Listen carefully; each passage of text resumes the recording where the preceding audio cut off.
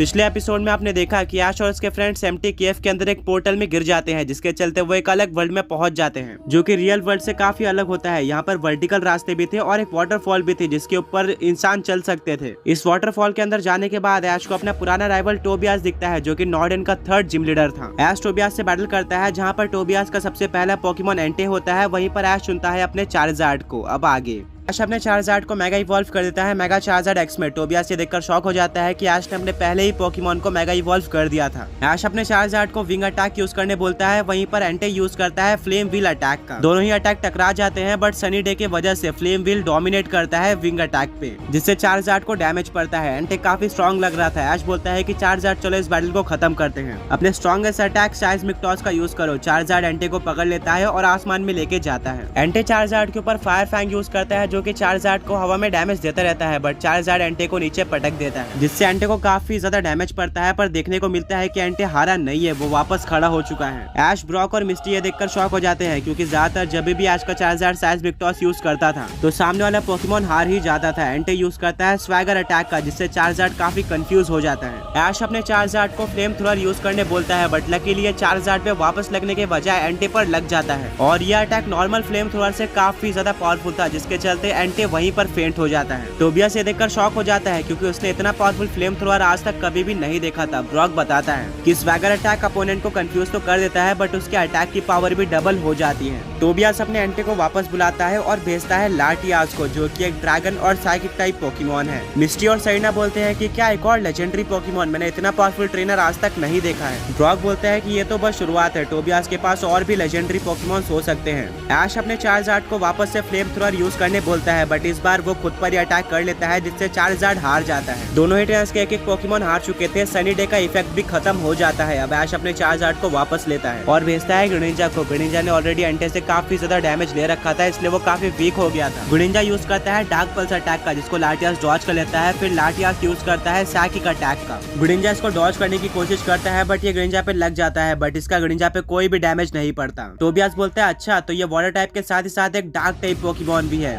मैं अभी तक कैलोस रीजन में नहीं गया हूँ, जिसके चलते मुझे इसकी टाइपिंग नहीं पता थी। ऐश अपने ग्रेनिंजा को डार्क पल्स अटैक वापस से यूज करने बोलता है। ये लाटियास पर लगने वाला होता है, पर तभी लाटियास रिफ्लेक्ट टाइप अटैक का यूज कर देता है, जिससे उसकी टाइपिंग चेंज हो जाती है। वो बिल्कुल ग्रेनिंजा की तरह वाटर और डार्क टाइप पोकेमॉन बन जाता है। अब उसके ऊपर डार्क टाइप सुपर इफेक्टिव नहीं थी। लाटियास यूज करता है ड्रैगन ब्रेथ अटैक का, जिसका ग्रेनिंजा पे काफी डैमेज पड़ता है, पर तभी ग्रेनिंजा के आसपास वाटर टॉर्नेडो बन जाता है और वो बॉन्ड इवॉल्व हो जाता है ऐश ग्रेनिंजा में। टोबियास ये देखकर शॉक हो जाता है। वो बोलता है कि क्या ये एक सीक्रेट फॉर्म है जो कि कैलोस के पोकेमॉन्स के पास है, क्योंकि अभी तक तो मुझे सिर्फ और सिर्फ मेगा एवोल्यूशन के बारे में पता है। ऐश बोलता है कि नहीं, इसको बॉन्ड एवोल्यूशन कहते हैं, जो कि सिर्फ और सिर्फ मेरे ग्रेनिंजा के पास है। इस फॉर्म में ट्रांसफॉर्म होने के लिए एक पोकेमॉन और उसके ट्रेनर के बीच में मैक्सिमम लेवल पे बॉन्ड और भरोसा होना चाहिए, और इसकी पावर तो तुम अब देख लोगे। लाटियास के ज्यादातर अटैक साइकिक टाइप थे, इसीलिए वो अपने लाटियास को वापस बुला लेता है और भेजता है अपने 3rd पोकेमॉन लुकारियो को। फाइनली एक नॉन लेजेंडरी पोकेमॉन। इसको देखकर ब्रॉक काफी शॉक हो जाता है। वो बोलता है कि मुझे तो लगा था कि टोबियास की पूरी टीम ही लेजेंडरी पोकेमॉन से भरी हुई है। टोबियास बोलता है कि मेरा लुकारियो लेजेंडरी से कम नहीं है, मेरे पास और भी लेजेंडरी पोकेमॉन है, बट मेरा लुकारियो लेजेंडरी से भी ज्यादा पावरफुल है, जिसके चलते वो इस टीम में है।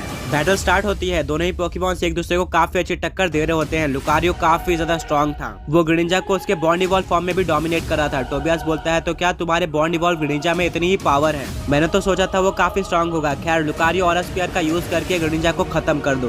ग्रेनिंजा इसको डॉज नहीं कर पाता और ये अटैक सुपर इफेक्टिव था ग्रेनिंजा पे, जिसके चलते वो जमीन पर गिर जाता है। ग्रेनिंजा काफी ज्यादा वीक हो चुका था, बट वो ऐश को ये बैटल नहीं हरवाना चाहता था, जिसके चलते वो वापस खड़ा हो जाता है। ऐश बोलता है कि हमारे पास लास्ट चांस है, ग्रेनिंजा जायंट वाटर शूरिकेन का यूज करो, जिससे वो काफी बड़ा वाटर शूरिकेन बना लेता है। टोबियास ये देखकर काफी शॉक रह जाता है। वो भी अपने लुकारियो को जायंट और स्पीयर बनाने बोल देता है, जिससे टोबियास और उसका लुकारियो ऑरा पावर के मदद से मर्ज हो जाते हैं। ब्रॉक बोलता है कि अच्छा, तो टोबियास ने अपने लुकारियो को इसी वजह से टीम में रखा है। दोनों ही अटैक काफी पावरफुल होते हैं और टकरा जाते हैं। काफी बड़ा डिस्ट्रक्शन होता है, जिससे हर तरफ धुआं हो जाता है। कुछ टाइम बाद जब धुआं हटता है तो हमें देखने को मिलता है कि ऐश का ग्रेनिंजा बेस फॉर्म में आ चुका है और लुकारियो अभी भी खड़ा है, यानी कि ऐश का 2nd पोकेमॉन हार चुका था। ऐश अपने ग्रेनिंजा को वापस बुलाता है और बोलता है कि तुमने काफी अच्छी बैटल करी, अब सब कुछ मेरे बाकी पोकेमॉन्स पे है। ऐश काफी सैड हो जाता है, क्योंकि टोबियास हद से ज्यादा पावरफुल था। बट ब्रॉक, मिस्टी और सेरेना ऐश को चीयर करते हैं, जिससे ऐश को वापस से कॉन्फिडेंस हो जाता है और वो अपने थर्ड पोकेमॉन की तरह भेजता है पिकाचू को। टोबियास बोलता है कि अच्छा ये पिकाचू अभी भी तुम्हारे साथ है, ये अब काफी पावरफुल हो चुका होगा बट मेरे पोकेमॉन से ज्यादा नहीं। तभी टोबियास का लुकारियो डबल टीम का यूज करता है और काफी सारे ऑरा स्पीयर का यूज कर देता है। सारे ऑरा स्पीयर पिकाचू पर लग जाते हैं और उसको काफी ज्यादा डैमेज पड़ता है। लुकारियो एक्सट्रीम स्पीड का यूज करके पिकाचू को और भी डैमेज दे देता है। बैटल के स्टार्ट में ही पिकाचू काफी ज्यादा वीक हो चुका था। ऐश अपने पिकाचू को थंडर अटैक यूज करने बोलता है, जिसको लुकारियो डबल टीम का यूज करके डॉज कर देता है। फिर वो यूज करता है बोन रश अटैक का,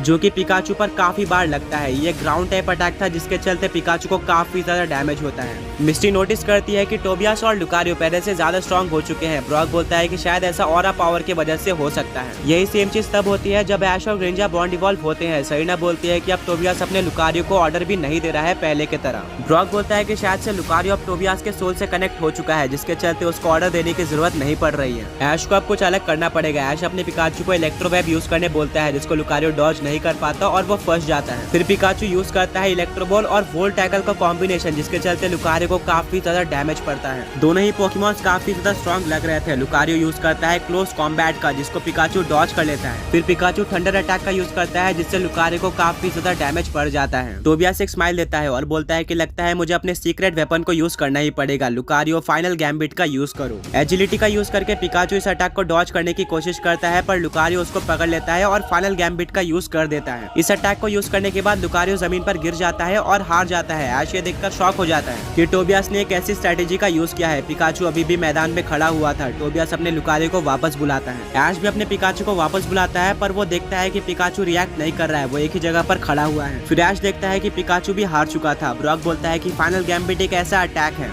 जिसको अगर कोई पोकेमॉन यूज करता है तो वो खुद तो फेंट हो जाता है, बट सामने वाले पोकेमॉन की भी उतनी एचपी कम कर देता है जितनी हेल्थ उसकी बची हुई होती है, जिसके चलते पिकाचू यहाँ पर हार चुका है और वो पहले से ही काफी ज्यादा वीक था। यहाँ पर ऐश की आधी टीम हार चुकी थी, वहीं पर टोबियास के सिर्फ और सिर्फ 2 पोकेमॉन्स हारे थे। टोबियास इस बैटल को जीतने के लिए फेवरेट था। अब ऐश अपने पिकाचू को वापस बुला लेता है। टोबियास अपने नेक्स्ट पोकेमॉन की तरह भेजता है लाटियास को। ऐश अपने 4th पोकेबॉल को निकालता है और भेजता है म्यूटू को। ये एक शाइनी म्यूटू था, जिसको देखकर टोबियास शॉक हो जाता है और बोलता है कि क्या तुमने एक शाइनी म्यूटू कैच किया है? मैंने भी टास्क कंप्लीट करते हुए एक म्यूटू कैच किया था, बट आज तक मैंने कोई शाइनी म्यूटू नहीं देखा था। ये बैटल अब 2 साइकिक टाइप पोकेमॉन्स में थी। लाटियास स्टार्ट करता है ड्रैगन पल्स अटैक के साथ, जिसको म्यूटू बैरियर का यूज करके रोक देता है। फिर ऐश अपने म्यूटू को साइड स्ट्राइक यूज करने बोलता है। टोबियास को पता था कि ये म्यूटू का सिग्नेचर अटैक है। वो लाटियास को इस अटैक को काउंटर करने बोलता है साइकिक अटैक के साथ, बट साइड स्ट्राइक उस अटैक से कहीं ज्यादा पावरफुल था, जिसके चलते साइड स्ट्राइक लाटियास पर लग जाता है और लाटियास को काफी डैमेज पड़ता है। टोबियास अपने लाटियास को चार्म अटैक यूज करने बोल देता है, जिसके चलते म्यूटू का अटैक काफी ज्यादा कम हो जाता है।